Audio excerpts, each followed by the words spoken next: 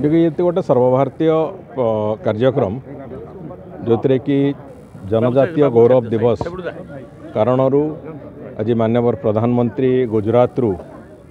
समग्र देश को आह्वान करते जनजाति लोक मान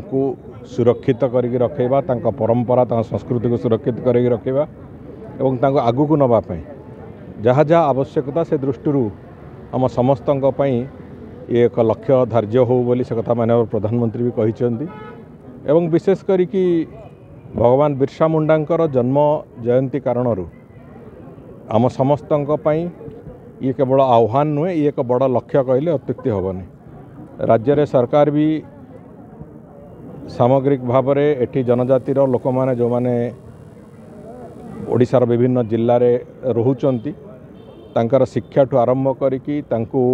घर जोगेदबा तांकर जीवन धारण को शैली को सुगम करवा ये समस्त काम को अत्यंत दक्षतार सहित करवा आरंभ करिसंती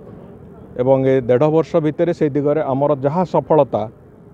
से कथा विभिन्न क्षेत्र में प्रतिफलित भी होची एवं जनजाति समाज रे आदृत भी होची। तेणुकर आमे लक्ष्य अच्छी जो कथा माननीय प्रधानमंत्री कहते एवं जो कथा को आधार करिकी आज जनजातिर मंगल पाई तांको आगु को नवापाई एवं तांको समाजर मुख्य स्रोत रे एक प्रमुख भूमिका दवापाई जहाँ जहाँ आवश्यकता ताकू नेकी चलिबा पाई